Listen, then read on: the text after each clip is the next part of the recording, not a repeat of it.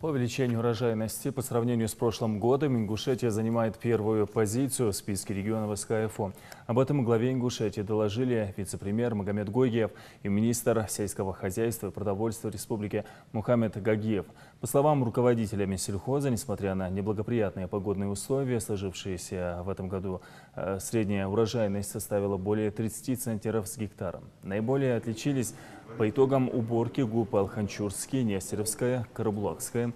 Сложнее на полях, по мнению министра, ситуация с яровыми. Вице-премьер Магомед Гогиев также подтвердил, что в результате установившейся засухи погибла почти половина всех посевов яровых культур. Юнусбек Евкуров отметил, что подготовку к посевной необходимо постепенно начинать и сделать акцент на погашение лизинга, зарплаты и других платежей. Глава также поручил создать межведомственную комиссию по определению размеров ущерба, причиненного в результате засухи, и объявить режим ЧС.